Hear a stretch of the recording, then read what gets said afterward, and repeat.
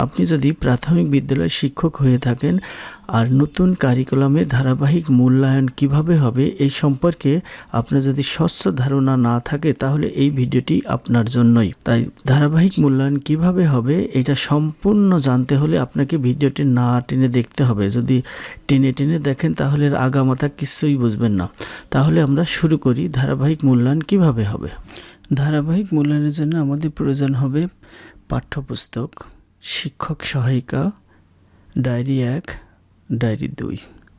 পাঠ্যপুস্তক মূলত আমরা যখন যে ক্লাসের যে বিষয়ের উপরে ধারাবাহিক মূল্যায়ন করব সেই পাঠ্যপুস্তক দরকার এবং ওই পাঠ্যপুস্তকের একটা টিচার্স গাইড বা শিক্ষক সহায়িকা দরকার এবং ডায়েরি 1 এবং ডায়েরি 2 এই দুটো ছক দরকার।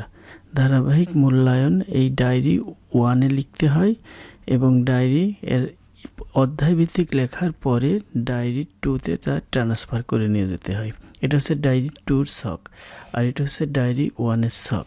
এখন আমরা ইংরেজি বিষয়ের প্রথম অধ্যায়ের 6টি পাঠের 9টি মূল্যায়ন নির্দেশকের উপরে 3 জন শিক্ষার্থীর ফলাফল মানে ধারাবাহিক মূল্যায়ন আমরা তৈরি করব। এই অধ্যায়ে 4টি অর্জন উপযোগী যোগ্যতা এবং 6টি শিক্ষণফল রয়েছে। এটা আমাদের দেখতে হলে বুঝতে হবে আমাদের যে পাঠ্যপুস্তকের শিক্ষক সহায়িকা রয়েছে সেটা আমাদের বের করতে হবে। আমরা এখন সেই পাঠ্যপুস্তকের সেই শিক্ষক সহায়িকাটা বের করি। এখন এইটা হচ্ছে আমাদের সেই পাঠ্যপুস্তকের টিচার্স গাইড এইটা, আর সেই পাঠ্যপুস্তক এইটা দেখুন। আমাদের এই ইউনিট 1-এর মোট 6টি লেসন রয়েছে। এই 6টি লেসনের উপরে 9টি ইন্ডিকেটরস আছে, অ্যাসেসমেন্ট ইন্ডিকেটরস। এইটা আমরা একটু লক্ষ্য করলে দেখব যে এখানে 4টি অ্যাটেন্ডেবল কম্পিটেন্স আছে, অর্জন উপযোগী যোগ্যতা। এই অর্জন উপযোগ্যতার উপরে ভিত্তি করে আবার 6টি শিক্ষণফল দেওয়া আছে। আপনি যখন ধারাবাহিক মূল্যায়ন করবেন এই যে একটা শিক্ষক সহায়িকা রয়েছে, শিক্ষক সহায়িকা আপনি আগে হাতে করবেন, করার পরে এটা পড়বেন। এখান থেকে আপনি লক্ষ্য করুন যে লার্নিং আউটকাম নামে একটা অপশন আছে, মানে শিক্ষণফল। এই 1 নম্বর সেশনে আমরা যখন দেখতে পাচ্ছি যে সেশন 1-এ যে লার্নিং আউটকামস আছে 1.1-এর 1, অর্থাৎ এই যে এইটার 1 নম্বরটার এইটার শিক্ষণফল আছে এরকম যে follow and respond and getting spontaneously, follow করতে পারে এবং রেসপন্স করতে পারবে, গেটিং একেবারে স্বতঃস্ফূর্তভাবে। এটা হচ্ছে লার্নিং আউট। আর এই লার্নিং আউটকামের উপর ভিত্তি করে যে অ্যাসেসমেন্ট ইন্ডিকেটরস আছে, কোন ইন্ডিকেটরের উপর ভিত্তি করে আপনি এই যে ধারাবাহিক মূল্যায়নটা করবেন সেটা এখানে দেওয়া রয়েছে। যে 3টা স্কেল থাকছে। একটা হচ্ছে নলেজ। নলেজটা কেমন, যে স্টুডেন্টরা রিকলস দ্য গ্রিটিং ওয়ার্ড, মনে করতে পারবে এইটা। আর স্কেলটা হবে স্টুডেন্টরা যদি বলতে পারে সেস গুড মর্নিং প্রপারলি, ঠিকঠাক মতো বলতে পারে তাহলে তার স্কেলটা অর্জন হবে। আর যদি অ্যাটিটিউড অ্যান্ড ভ্যালু, সেটা কি আছে, স্টুডেন্ট সেস গুড মর্নিং পোলাইটলি, যদি ভদ্রভাবে বলতে পারে সেটাই হবে তার জন্য অ্যাটিটিউড এবং ভ্যালুস। আর ফিডব্যাক কি থাকছে, support the student who can not follow and respond the greeting spontaneously, এটা যদি না পারে তাহলে ফিডব্যাক দিবেন।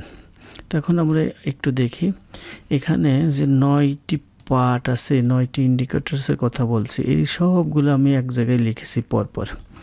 এই সবগুলো ক্লাস নেওয়ার পরে আপনার এখানে যে স্কোর দিতে হবে যে শেষে, অর্থাৎ এই ধারাবাহিক মূল্যায়নে অধ্যায় ভিত্তিক মূল্যায়ন হবে। প্রত্যেকটা ক্লাসে তো হবে, কিন্তু স্কোরগুলো এক জায়গায় করতে হবে।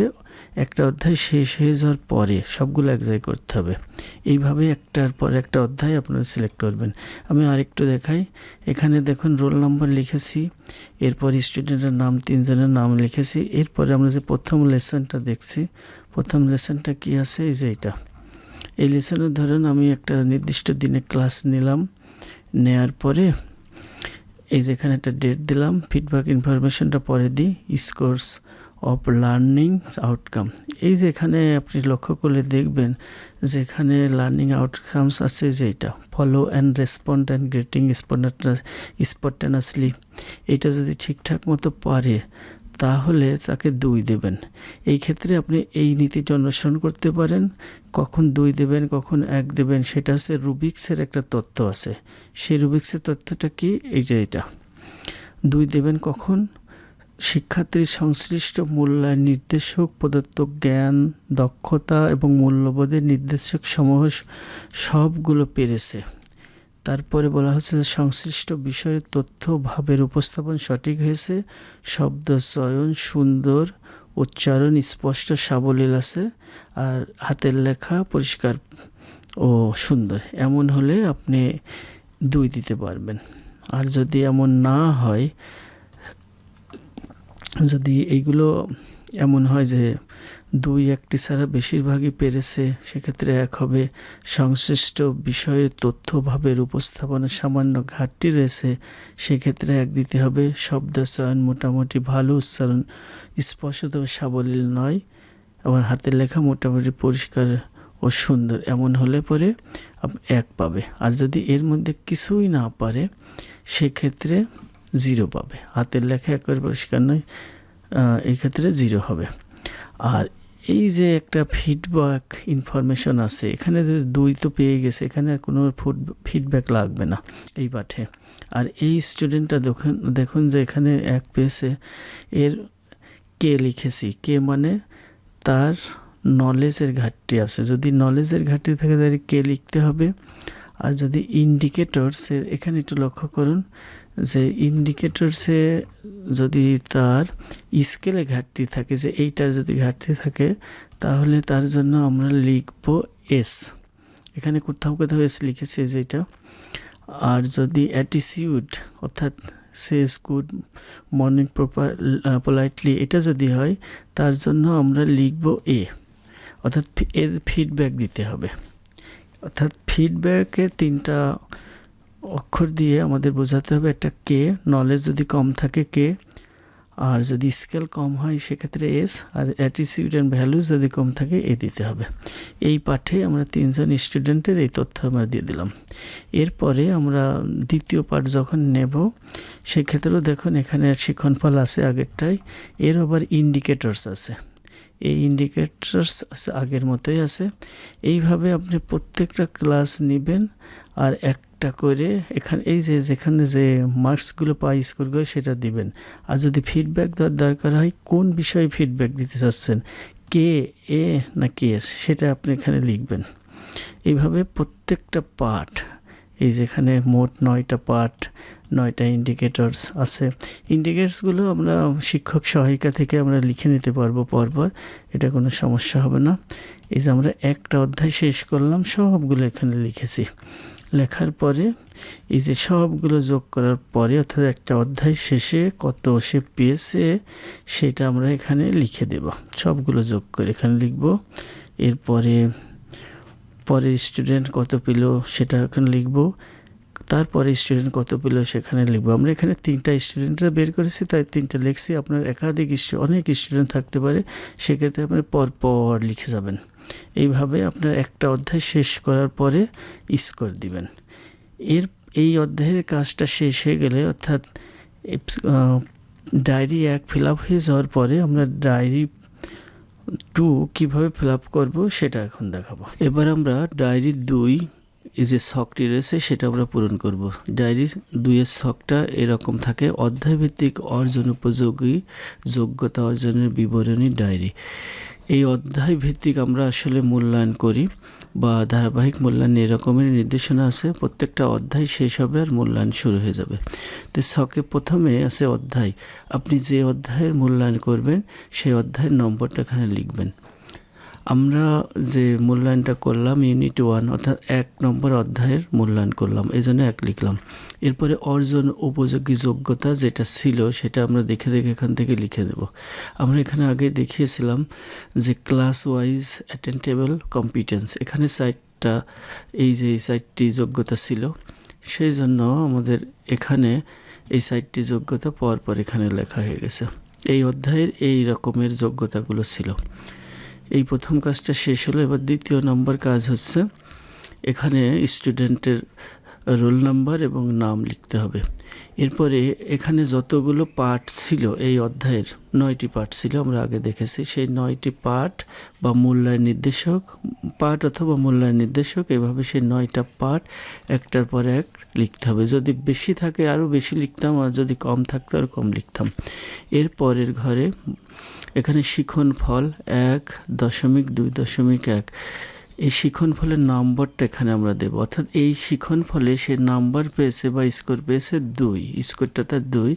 এই যে এখানে আমরা যে শিখন ফলটা দেখেছিলাম 1.2.1, এই যে শিখন ফলটা আমরা এখানে দেখেছিলাম এর আগে, সেই শিখন ফলটা এখানে দেখেছিলাম। এই শিখন ফলে এই স্টুডেন্টটা 1 পেয়েছে, 2 পেয়েছে। এর আগেও কিন্তু আমরা এখানে এই 2 নাম্বারই দিয়েছিলাম। দেখুন এই যে প্রথম শিখন ফলে এই লাবণী খাতুনে আমরা 2 দিয়েছিলাম, মনে আছে হয়তো আপনাদের। এর পরের যে পার্ট ছিল সেই পার্টের আবার যে শিখন ফল ছিল 1.2.1, এখানে সেই লাবণী খাতুন এখানে 1 পেল। আর 3 নম্বর পাঠে সে 2 পেয়েছে, 3 নম্বরে এরকম 1, আবার সেই 5 নম্বর নির্দেশকে 1, আবার মূল্যায়ন নির্দেশক 6 1, এইভাবে মোট সে স্কোর পেয়েছে এই 9টি পাঠে 13টি। অনুরূপভাবে অপর যে স্টুডেন্ট আছে তারও এখানে স্কোরগুলো যোগ করা হয়েছে, এখানে এসেছে 16। এইভাবে প্রত্যেকটা স্টুডেন্টের অধ্যায়ভিত্তিক স্কোর দেওয়ার পরে এখানে যে এখন আমরা পার্সেন্টেজ করব। তো পার্সেন্টেজ করার উপায়টা কি? এখানে বলা হয়েছে যে একটি অধ্যায়ের মোট পাঠ সংখ্যা / মূল্যায়ন নির্দেশক। এই মূল্যায়ন নির্দেশক কী হবে? যতগুলো পাঠ ছিল তার সবগুলোই আমরা যোগ করেছি, 13 হয়েছে, সেজন্য আমরা এখানে 13 বসিয়েছি। এবার 18 কোথা থেকে আসলো? অর্থাৎ ওই অধ্যায়ের যতগুলো পাঠ ছিল তাকে 2 দিয়ে গুণ করতে হবে। আমরা দেখেছি যে এই অধ্যায়ের মোট 9টি পাঠ ছিল, তা আমরা 9কে 2 দিয়ে গুণ করে 18 পেয়েছি। যত স্কোর পেল আর ওই অধ্যায়ের যত স্কোর সর্বোচ্চ ছিল সেইটা দিয়েই ভাগ দিতে হবে। তাই আমরা 13 স্কোরটা পেয়েছে এই স্টুডেন্টটা, আর এই অধ্যায় 9টা ছিল, 9 দুগুণে 18, সেজন্য আমরা 18 দিয়ে ভাগ করেছি। যদি 10টি থাকতো তাহলে 20 দিয়ে ভাগ করতাম, 8টা থাকলে 16 দিয়ে ভাগ করতাম। এইভাবে ভাগ করার পরে 100 দিয়ে গুণ করতে হবে পার্সেন্টেজ করার জন্য। এই 100 দিয়ে গুণ করলে এই যে 72% হয়। 72% মানে ভালো, আর স্কোরটা ভালো, উত্তম, সন্তোষজনক, এই 3টা ক্যাটাগরি হবে। আমরা আরেকটু দেখে নিই কখন ভালো, কখন উত্তম, কখন সন্তোষজনক হবে, এটা এইভাবে নির্ধারণ করতে হবে। 76 থেকে 100%-এর মধ্যে যদি কোনো স্টুডেন্ট পায় তাকে বলতে হবে উত্তম, 76 থেকে 100%। আর 50 থেকে 75%-এর মধ্যে যদি পায় তাকে বলতে হবে ভালো, 50 থেকে 75 ভালো। আর 0 থেকে 49-এর মধ্যে যদি পায় সেটাকে আমরা বলছি, আর 0 থেকে 49-এর মধ্যে যদি পাই তাকে আমরা বলছি সন্তোষজনক। অর্থাৎ ধারাবাহিক মূল্যায়নের মূল যে বক্তব্য, সে প্রতি পাঠে প্রতি সেশনে বলা যেতে পারে যে এর একটা মূল্যায়ন হবে, আবার অধ্যায় শেষে একটা স্কোর পাবে। স্কোর তো প্রত্যেক পাঠেই পাচ্ছে, কিন্তু অধ্যায় শেষে যে এই স্কোরগুলো যোগ হবে। অর্থাৎ এই অধ্যায়ের তার সার্বিক পরিস্থিতি দেখেন এই যে এই পর্যন্ত এসে পৌঁছেছে, তাই না? আর এতগুলো পাঠে আমরা যখন মূল্যায়ন করেছি বা স্কোর দিয়েছি তার সবগুলো যোগ করার পর এমন হয়েছে। অর্থাৎ প্রতি পাঠেও যেমন আমরা মূল্যায়ন করছি বা স্কোর দিচ্ছি, আবার ওই পাঠের পরে যে ওই অধ্যায় শেষে আবার আরেকটা স্কোর করে এক জায়গায় করছি। এইভাবে এই কাজটা করা হচ্ছে। আশা করি আপনারা বুঝে গেছেন কিভাবে ধারাবাহিক মূল্যায়ন করতে হবে। ধারাবাহিক মূল্যায়ন শেষে আমাদের যে কাজটা করতে হয়, প্রথম প্রান্তিকের জন্য এরকম একটা শিখন অগ্রগতি প্রতিবেদন তৈরি করতে হয়। শিখন অগ্রগতি প্রতিবেদন তৈরি করার জন্য আলাদা একটা ভিডিও দরকার পড়বে। যদি কারোর প্রয়োজন হয় কমেন্টসে আপনারা জানাতে পারেন। ধন্যবাদ সবাইকে।